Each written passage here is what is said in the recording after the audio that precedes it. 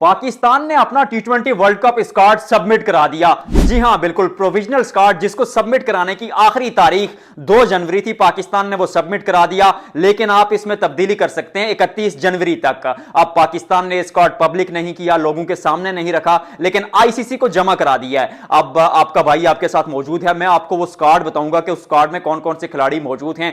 बाबर आजम, शाहीन शाह अफरीदी और हारिस रऊफ को भी रखा गया है। और 31 जनवरी तक इस स्क्वाड में क्या तब्दीलियां हो सकती हैं उन पर भी नजर डालेंगे। तो बगैर वक्त जाया किए सीधा मैं आपको स्क्वाड बताता हूं सबसे पहले, फिर उस पर थोड़ी बातचीत करेंगे। स्क्वाड में अगर देखा जाए तो सलमान अली आगा कप्तान होंगे, कोई दो राय नहीं है। फिर उसके बाद साइम अयूब हैं, साहिबजादा फरहान है। ओपनिंग जोड़ी ने कुछ गलत किया नहीं है। बीपीएल में साइम अयूब, साहिबजादा फरहान एवरेज कारकर्दगी दिखा रहे हैं और ये वक्त नहीं है कि आप इसको बदलें। और टूटा नहीं है तो फिर बदलेंगे क्यों, उसी ओपनिंग पेयर के साथ जाएंगे। फिर बाबर आजम हैं, फखर जमान हैं, उस्मान खान हैं विकेट कीपर के तौर पर। क्या रिजवान को लाया जाएगा, वीडियो के आखिर पे वो भी बताऊंगा। फिर शादाब खान, फहीम अशरफ, मोहम्मद नवाज हैं, इब्रार अहमद हैं, उस्मान तारिक हैं, शाहीन शाह अफरीदी हैं, हारिस रऊफ हैं, सलमान अली मिर्जा और नसीम शाह। ये स्क्वाड पाकिस्तान ने सबमिट कराया है, लेकिन ऑब्वियसली पाकिस्तान क्रिकेट बोर्ड सोच रहा है कि वो इसमें तब्दीली करेंगे। अगर आपने स्क्वाड में तब्दीली करनी है, कोई चेंजिंग करनी है, तो उसके लिए आईसीसी ने आपको टाइम दिया है 31 जनवरी का। अब उससे पहले पाकिस्तान की एक सीरीज है श्रीलंका के खिलाफ। आप श्रीलंका के खिलाफ वो सीरीज खेलेंगे तो आप खिलाड़ियों को टेस्ट करेंगे,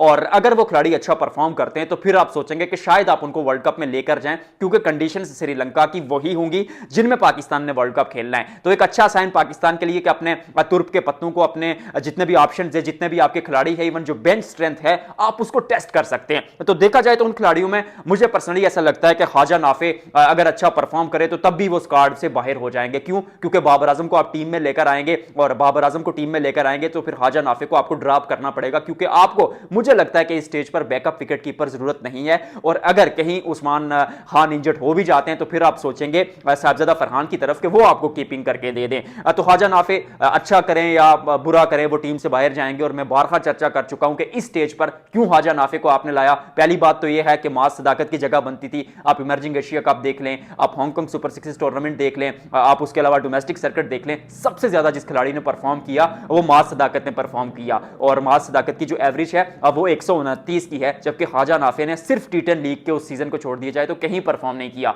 और अगर ख्वाजा नाफे को आप लेकर भी आते हैं तो फिर आप उनको पाकिस्तान ए के टूर पर क्यों नहीं भेजते। वहां पर पाकिस्तान ए टूर पर पाकिस्तान शाहीन के साथ तो आप जो है भेज देते हैं गाजी गोरी को। तो फिर आपकी जो सिलेक्शन है उस पर सवालिया निशान उठते हैं कि आपका होमवर्क क्या है, आपकी तैयारी क्या है। एक खिलाड़ी जो आपके प्लान में नहीं है, एक खिलाड़ी जो आपकी उस स्कीम ऑफ थिंकिंग में नहीं है, वो टीम में कैसे आ जाता है। और मास सदाकत जो हर जगह परफॉर्म कर रहे हैं, मतलब और करे क्या मास सदाकत कि आप उनको टीम में लेकर आएंगे। दूसरी जो तब्दीली होगी वो वसीम जूनियर और सलमान मिर्जा के बीच होगी। मैं भी आप नसीम शाह, हारिस रऊफ का छेड़ने का सोचें, लेकिन मुझे ऐसा लगता है कि आप सलमान मिर्जा और वसीम जूनियर से किसी एक को लेकर जाएंगे। अगर वसीम जूनियर अच्छा परफॉर्म करते हैं श्रीलंका के खिलाफ तो मैं भी आप सलमान मिर्जा को ड्रॉप करके वसीम जूनियर को ले जाएं। और अगर सलमान मिर्जा जो ऑलरेडी ठीक ठाक काम कर रहे हैं और अच्छी गेंदबाजी कर रहे हैं तो उनकी जगह भी पक्की हो जाएगी। तीसरी जो बात है वो अब्दुल समद पर आएगी।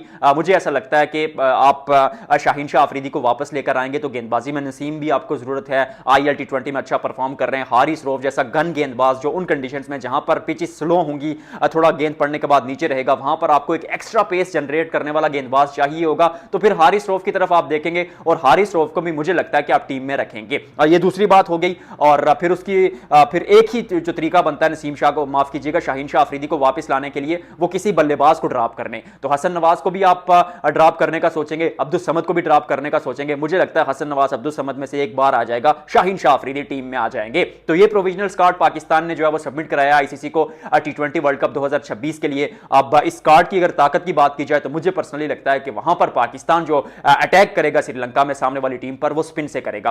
मोहम्मद नवाज पिछले साल 31 विकेटें ली हैं और 3 मैन ऑफ द सीरीज का award, 5 player of the series, 5 player of the match का अवार्ड ले उड़े। और जिस तरह की गेंदबाजी कर रहे हैं, बल्ले से 140 के साथ रन बना रहे हैं, तो फिर मतलब दोनों चीजें बंदा एकदम परफेक्ट कर रहा है। तो फिर ऑलराउंडर है वो तो ऑटोमेटिक चॉइस है। शादाब खान भी बल्लेबाजी भी करते हैं, गेंदबाजी भी करते हैं, मैनेजमेंट के बहुत क्लोज हैं और ये मैनेजमेंट जो है वो ऑलराउंडर्स को पसंद भी बहुत करती है, तो फिर शादाब खान भी तो आपकी ऑटोमेटिक चॉइस बन जाते हैं। और उसके अलावा जो तीसरा स्पिनर इब्रार अहमद है वो ऑलरेडी पिछले 2 साल में पाकिस्तान के लिए तकरीबन तीनों फॉर्मेट्स गा बगा हर जगह खेल रहे हैं और वैरायटीज भी सबसे ज्यादा पाकिस्तान में अगर किसी स्पिनर के पास हैं तो वो वही हैं। और चौथा आपके पास तुर्क का पत्ता है उस्मान तारिक, तो उस्मान तारिक को भी आपने टीम में रखा है क्योंकि एक सेकंड बंदे के पास जो है वो एक्स्ट्रा गेंदबाजी को डिलीवर करते हुए। तो एब्सोल्यूट बेस्ट टीम पाकिस्तान की बनती हुई और स्पिन से सामने वाली टीम पर अटैक करेंगे। अब ये स्क्वाड सबसे पहले मैंने आपको बताया जो पाकिस्तान ने सबमिट कराया, तो आपने क्या करना है, वीडियो को लाइक करना है, शेयर करना है और कमेंट सेक्शन में बताना है कि आपके नजदीक कौन सा खिलाड़ी पाकिस्तान के वर्ल्ड कप स्क्वाड में होना चाहिए और किसको बाहर करना चाहिए।